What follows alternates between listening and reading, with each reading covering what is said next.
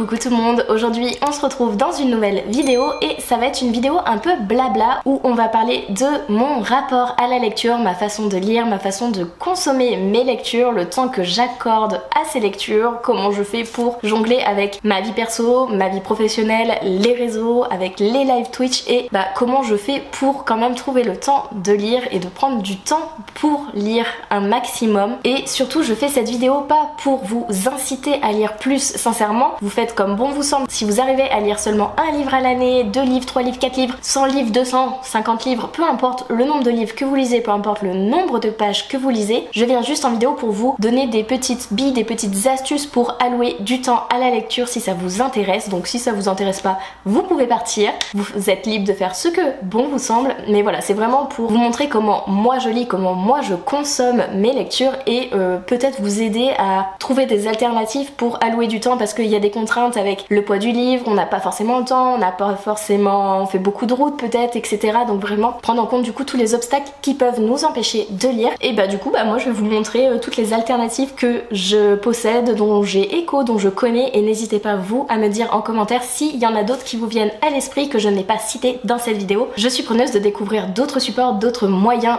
de lire, etc. Dans un premier temps on va parler de support de lecture. Donc déjà on peut lire en version papier, mais on peut aussi lire en version numérique. Et je vous avoue que le fait d'avoir inclus depuis plusieurs années la version numérique de lire sur liseuse, en fait ça m'a beaucoup aidé parce que comme on peut le voir, ma liseuse est toute petite, ma liseuse est très pratique, très légère, la batterie tient énormément. Pour ma part j'ai une Kobo by Fnac, j'ai la...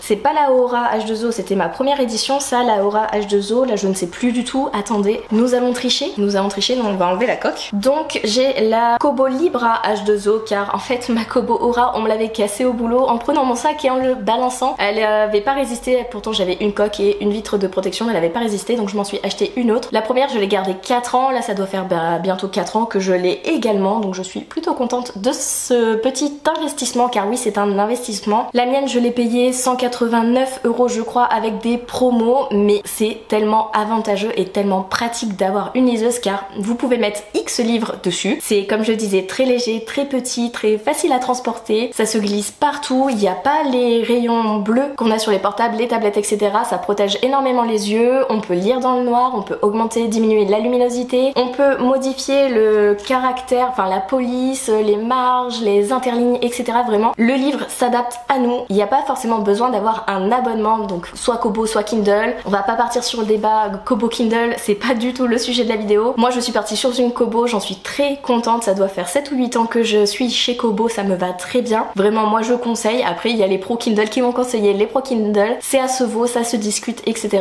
Peu importe la liseuse, juste c'est un moyen ultra efficace et pratique de lire plus. Outre l'aspect physique pratique de la liseuse, je sais pas si ça se dit et si vous avez compris, mais du coup la liseuse on peut la glisser dans un sac et on peut lire n'importe où. Vraiment j'ai toujours mon livre sur moi, si je vais à un rendez-vous médical je l'ai, si je vais en cours et que je dois attendre, ou si je dois attendre dans ma voiture, ou même pour lire quelques minutes au boulot pendant mes pauses, ou quand je suis en famille et que ça part sur le foot où j'en peux plus, je prends ma liseuse, je lis mon livre numérique et vraiment ça me permet d'allouer plus de temps dans des situations où j'aurais pas forcément apporté un gros pavé ou plusieurs gros pavés. Là j'en ai plusieurs, je me sers beaucoup de ma liseuse pour lire dans mon lit, au travail du coup, pendant les rendez-vous, mais aussi quand je pars en vacances, en voyage à l'étranger, ou même quand je pars juste 2 jours, un petit week-end ou dans un parc d'attractions, etc. J'ai toujours ma liseuse sur moi. Il n'y a aucune exception à la règle, à part quand je suis fatiguée et que je l'oublie, mais du coup vraiment c'est un support qui me permet de lire plus, d'allouer plus de temps et de prendre le temps et de grappiller, même si c'est 5-10 minutes, pas plus, de lire plus du coup dans la journée et de maximiser mon temps au lieu d'attendre et de scroller sur mon téléphone. Du coup il y a évidemment la version papier des romans, mais je vous avoue que moi la version papier me freine de plus en plus, surtout depuis que j'ai ma liseuse et mes problèmes visuels, dans le sens où en gros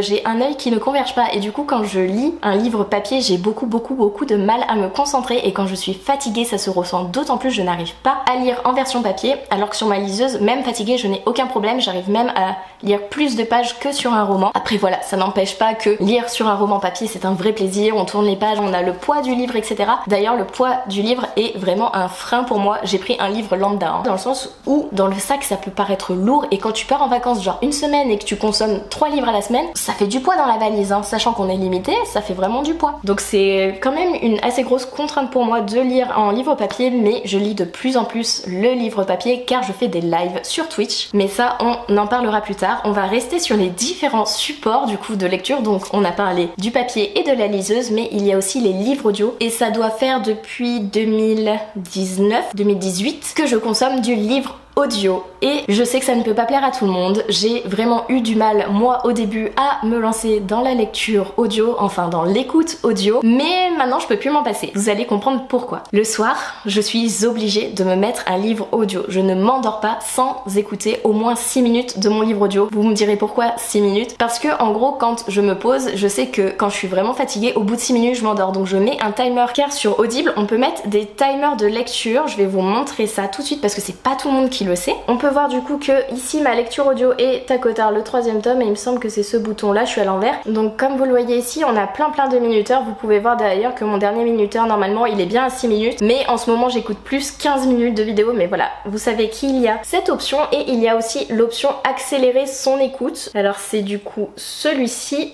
Hop, et vous voyez que moi par exemple le à Cotard je l'écoute en vitesse 1.9, mais ça m'arrive même d'écouter mes lectures en vitesse 2. Et du coup le fait d'écouter mon livre audio le soir avant de m'endormir, ça me permet de, au lieu de cogiter pendant 6 minutes voire plus, parce que plus on va cogiter moins on va s'endormir sur le boulot, les questions, qu'est-ce que j'ai oublié, qu'est-ce que j'ai pas fait à la maison, qu'est-ce que je dois faire demain, qu'est-ce que j'ai oublié de faire pour les réseaux, tatati tatata. Ça permet du coup de me poser pour écouter mon livre audio, de m'endormir dessus et de ne penser à rien d'autre qu'à part essayer de me concentrer, parce que petit à petit je m'endors sur mon livre, donc je perds de la concentration. C'est sûr, je ne vous le cache pas, mais du coup de me concentrer sur ma lecture et de m'endormir sans trop réfléchir à autre chose que mon livre, et ça fait du bien. Vous allez me dire, si t'écoutes tes livres audio que tu t'endors dessus, tu dois passer des moments importants, tu dois en oublier, etc. Et ben non. Sachez vraiment que je me connais vraiment, et que les 6 minutes, ou même quand je rajoute 10-15 minutes, je sais que je vais m'endormir à la fin du timer, et du coup je vais me souvenir de tout le lendemain quand je vais vouloir reprendre ma lecture, car oui, je n'écoute pas mon livre audio que pour m'endormir, je l'écoute aussi en voiture pour faire mon trajet de temps en temps. Ça devient rare en ce moment parce que ben j'ai besoin de chanter, de crier, d'évacuer dans la voiture, donc je mets plus souvent de la musique en ce moment. Mais du coup, vu que j'ai 20 minutes aller, 20 minutes retour de trajet en voiture, ça me permet d'écouter 40 minutes de mon livre audio, d'avancer dans ma lecture un peu plus. Du coup j'écoute en voiture, j'écoute aussi quand je fais le ménage, quand je fais le repassage,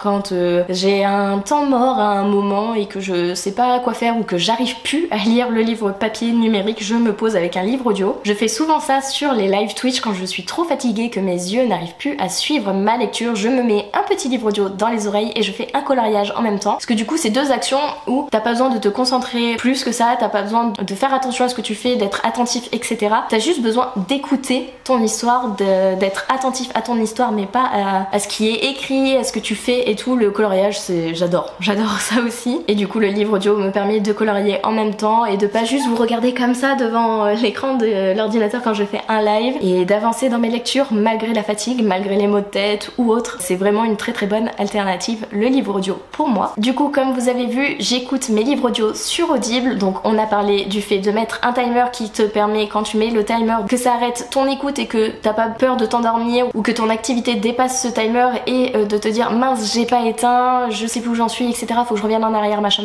Tu as la possibilité aussi d'écouter plus lentement ou plus rapidement ton livre, et Audible te permet en fait de payer un abonnement au mois, c'est 9,95 il me semble, je sais pas parce que là j'ai une réduction parce que j'ai voulu résilier vu que je ne consommais plus assez de livres audio, et du coup je paye moins cher parce que quand tu veux résilier, des fois ils te font des petites offres en mode non ne partez pas, restez, on vous aide pendant quelques mois même si vous lisez pas beaucoup, comme ça vous payez moins, etc. Du coup c'est 9,95 pour un crédit audio, mais ils ont développé de nouveaux abonnements où tu peux racheter pour un certain montant, je crois que c'est 25 € 2 autres crédits audio. Vous me direz 25 € c'est énorme, mais quand on voit le prix du livre à l'unité vendu sans acheter de crédit audio, car on peut les acheter sans crédit audio, il y en a qui coûtent vraiment vraiment cher. Après il faut savoir que du coup dans l'abonnement, dans le fait d'acheter des crédits audio, de payer cette somme, il y a des personnes qui lisent le livre, il y a le temps de montage, il y a le temps de tournage. Je sais pas s'ils doivent racheter les droits à lire ou quoi, mais il y a beaucoup de personnes. Il y a l'application qui est payante de base pour ceux qui ont créé le dispositif. Enfin, vous voyez, ça couvre énormément de choses. C'est comme un livre qui coûte 25 €. Il y a l'auteur qu'on paye, il y a la maison d'édition, il y a l'imprimeur, il y a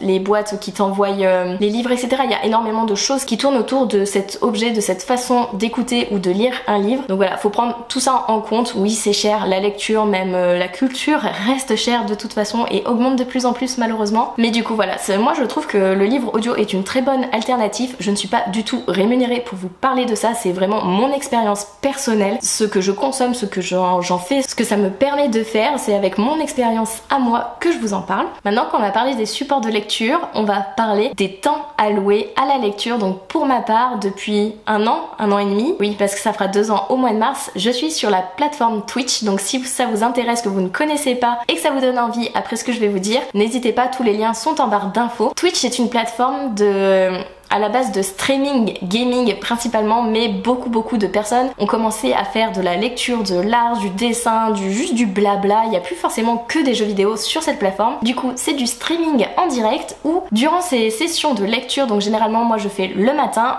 on parle 15 minutes et on lit 30 minutes et on fait ça jusqu'à ce que je n'en puisse plus. Généralement c'est de 8h à midi où on fait des live lectures. C'est la méthode Pomoro je crois, ou Kodoro, je sais plus le nom du tout. C'est une méthode que j'ai pas inventée, qui existe déjà. Ça s'utilise notamment pour le coworking, mais du coup on a détourné ça, enfin c'est pas moi la première qui ai détourné ça, c'est pour ça que je dis on, sous forme de format de live pour lire. Et du coup vous pouvez faire ce que vous voulez pendant les 30 minutes. Moi je lis, parfois je fais du montage, il y en a qui travaillent leur cours, qui sont en télétravail et qui ont besoin d'une petite pause de temps en temps, donc qui viennent parler avec nous là-bas, etc. Donc si ça vous intéresse, voilà, vous pouvez venir vous joindre à nous. Et du coup pendant ces sessions, ces temps de live, ces sessions lecture, je m'alloue du temps et je suis obligée de lire car je pose mon téléphone, je le coupe, je le mets en mode silencieux généralement. Comme ça j'ai pas tendance à aller scroller, à m'éparpiller, à me perdre sur mon téléphone. Vraiment j'alloue du temps pour lire et ça me permet de lire plus, car plus de temps pour lire, car moins de scroll sur le téléphone, etc. Vous voyez la logique, vous voyez le fil conducteur, vous voyez le bénéfice que ça apporte.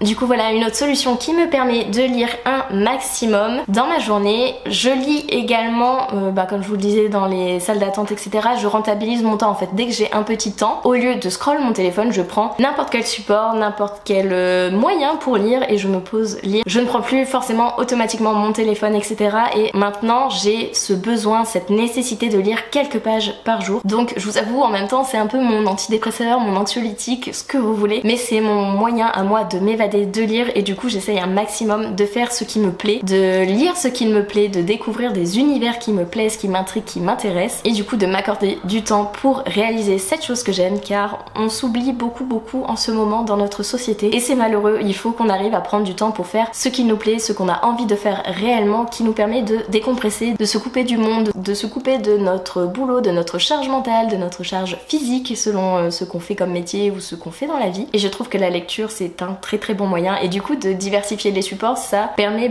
de pouvoir m'accorder du temps pour lire et aussi de lire un maximum, de m'évader et de prendre du temps pour moi. Du coup voilà, petite vidéo blabla, je ne sais pas du tout ce que ça va donner, je ne sais pas du tout ce que ça va rendre, car je n'ai pas du tout construit cette vidéo, j'ai parlé à cœur ouvert en fait. Donc j'espère que ça va vous plaire, que ça va vous donner des astuces pour lire un petit peu plus, pour vous accorder du temps, pour prendre ce temps pour vous, pour lire, pour découvrir des romans, car pour ma part j'en ai beaucoup qui dorment, donc je vous avoue que ça me fait plaisir de voir que j'augmente mon rythme de lecture en m'accordant plus de temps et en diversifiant les supports, car du coup je peux lire jusqu'à 3-4 livres en même temps, un livre audio, un livre numérique, un livre papier, des fois 2 livres numériques parce que je lis un young adulte, une science-fiction ou une romance, et du coup voilà, ça me permet de changer, d'alterner, etc.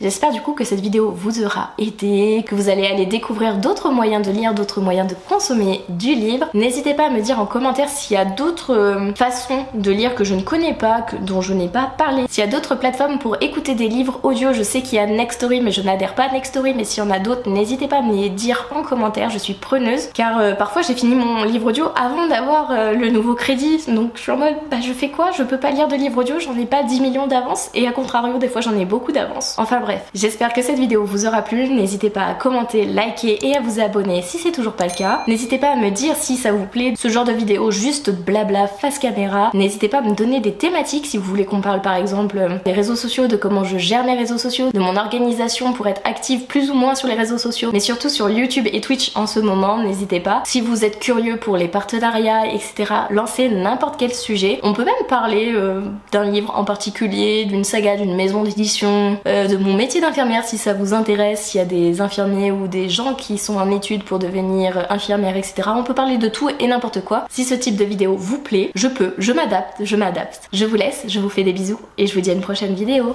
Bye!